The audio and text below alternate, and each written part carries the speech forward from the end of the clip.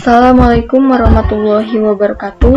Saya Gita Nindita, mahasiswi semester 5 kelas B, jurusan Tadris Matematika YIN Syekh Nurjati Cirebon. Di sini saya akan menjelaskan sedikit mengenai materi trigonometri.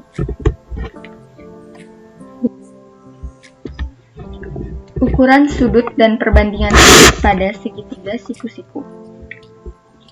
Apabila satu lingkaran penuh dibagi menjadi 360 bagian yang sama, maka setiap bagian disebut satu derajat. Satu derajat dapat didefinisikan sebagai sudut yang besarnya 1/360 keliling lingkaran. Simbol derajat adalah ini. Satu derajat dapat dibagi 60 bagian yang sama besar, yang disebut 1 menit. Dan 1 menit dibagi menjadi 60 bagian besar yang disebut 1 detik. 2. Ukuran sudut dalam radian. 1 radian adalah besarnya sudut dalam lingkaran yang panjang busur di depannya sama dengan jari-jarinya. Simbol radian adalah rad. Apabila keliling lingkaran K dan jari-jarinya R, maka K sama dengan 2VR, sehingga besar sudut satu keliling lingkaran adalah 2V radian. Jadi, konversi derajat dan radian adalah 2V radian sama dengan 360 derajat V radian sama dengan 180 derajat. Harga V itu 3,14 ya.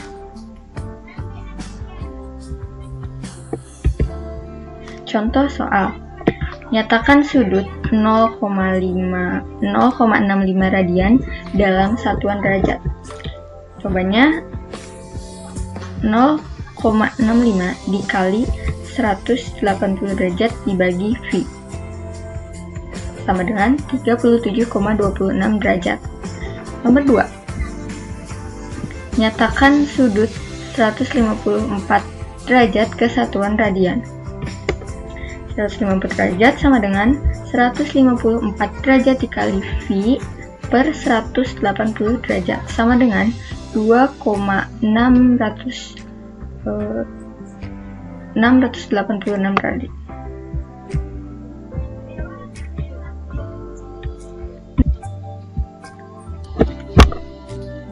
Oke, selanjutnya perbandingan sudut pada segitiga siku-siku. Nah, yang pertama ada panjang sisi-sisi suatu segitiga. Panjang sisi di hadapan sudut alfa adalah dinamakan A kecil. Panjang sisi di hadapan sudut beta dinamakan B kecil. Dan panjang sisi di hadapan sudut gamma dinamakan C kecil. Panjang sisi-sisi sebuah segitiga siku-siku mempunyai hubungan C kuadrat sama dengan A kuadrat plus B kuadrat. Besar sudut pada segitiga.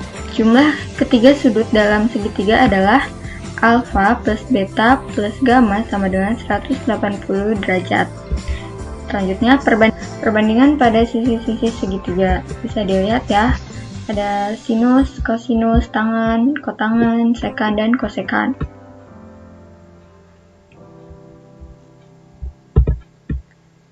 Contoh soal.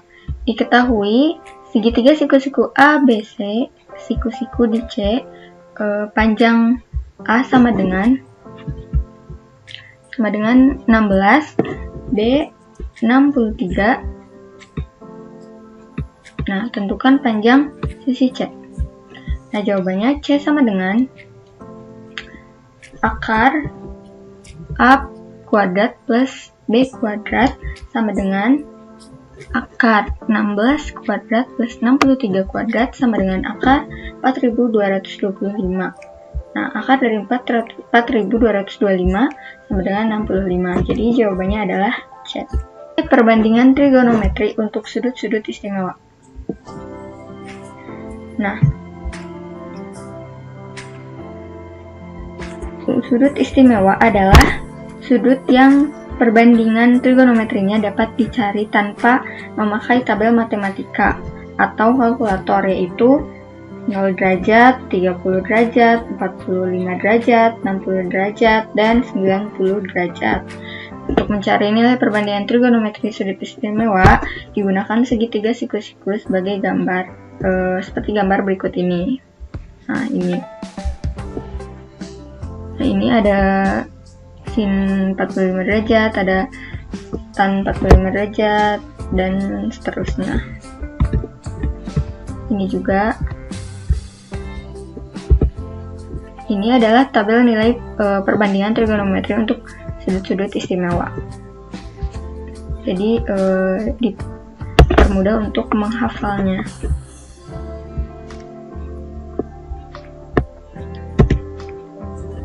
Ini contoh soal, tentukan penyelesaian sudut istimewa di bawah ini.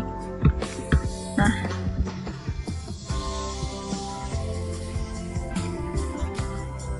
sinus 45 derajat kali tan 60 derajat ditambah cos 45 derajat dikali kotangan 60 derajat sama dengan, jawabannya tadi sin 45 derajat itu setengah akar 2 dikali tan 60 derajat itu akar 3.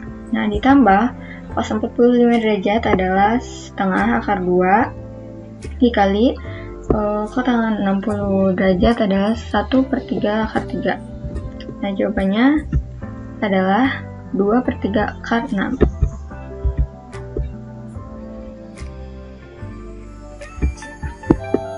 Selanjutnya, relasi sudut. Dengan memakai sudut-sudut relasi, kita mampu menghitung nilai perbandingan pada trigonometri untuk sudut pada kuadran lainnya, bahkan untuk sudut yang lebih dari 360 derajat, termasuk juga sudut negatif. Ini adalah kuadran. Ini adalah kuadran-kuadrannya.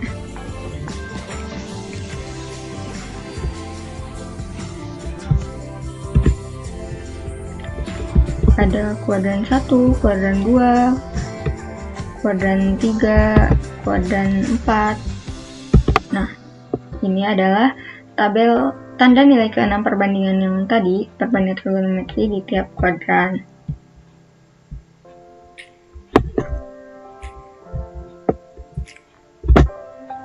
Selanjutnya, identitas trigonometri. Identitas trigonometri adalah persamaan trigonometri yang berlaku untuk semua nilai pengganti variabelnya. Nah, ini beberapa rumus dasarnya, yaitu yang pertama itu kebalikan.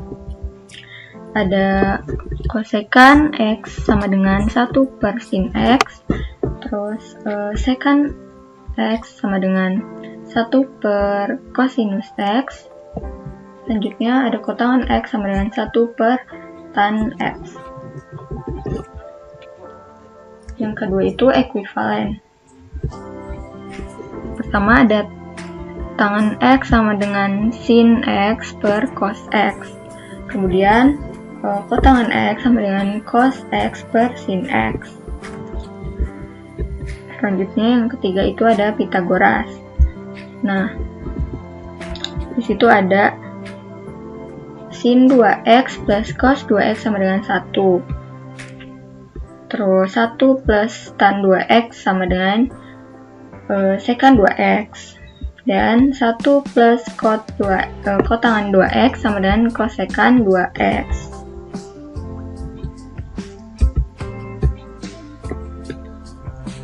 Oke, selanjutnya grafik trigonometri. Sumbu X sebagai nilai sudut, panjangnya sama dengan keliling lingkaran atau 2πr.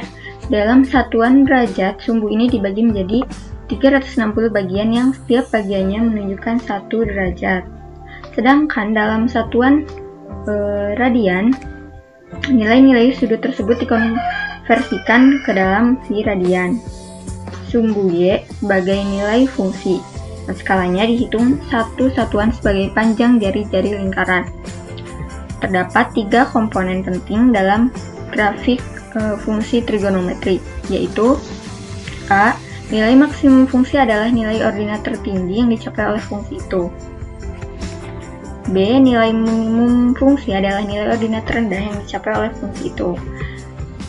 C, perbandingan fungsi, yaitu besarnya interval sudut yang diperlukan untuk melakukan satu putaran fungsi.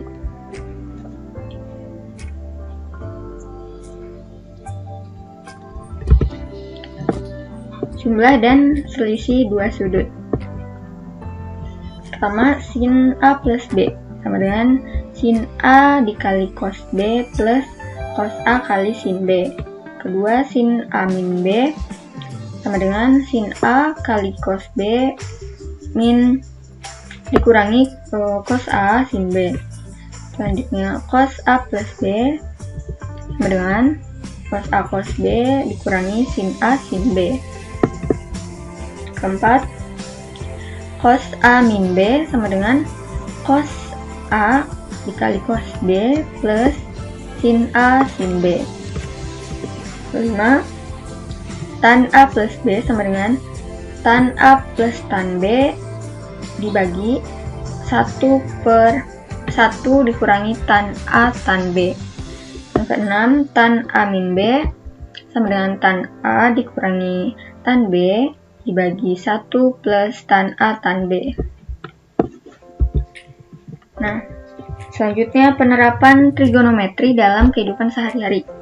Yang pertama itu ada aplikasi trigonometri pada ilmu astronomi. Nah, trigonometri sangat besar manfaatnya dalam ilmu astronomi. Karena ukuran benda-benda langit tidak mungkin diukur dengan menggunakan penggaris. Nah, pasti dihitung dengan bermain skala-skala dan sudut-sudut, sehingga dapat diestimasi ukurannya secara akurat. Rumus trigonometri sudut ganda digunakan untuk nilai-nilai ukuran sisi akibat sudut-sudut yang tidak istimewa. Yang kedua, ada aplikasi trigonometri pada perkembangan ilmu teknik sipil. Apa itu? Nah, selain di bidang ilmu astronomi, trigonometri juga sangat erat kaitannya dengan pekerjaan seorang surveyor atau ahli ilmu ukur tanah. Nah, keahlian trigonometri seorang surveyor ini sangat mempermudah pekerjaannya sehingga beliau tak perlu terjun langsung ke medan-medan yang sulit pastinya. Dan yang ketiga, aplikasi trigonometri pada geografi dan navigasi. Nah, jenis trigonometri yang diperlukan untuk memahami posisi pada bola disebut trigonometri bola. Trigonometri bola jarang diajarkan sekarang karena tugasnya telah diambil oleh aljabar linear. Meskipun demikian, satu aplikasi trigonometri adalah astronomi.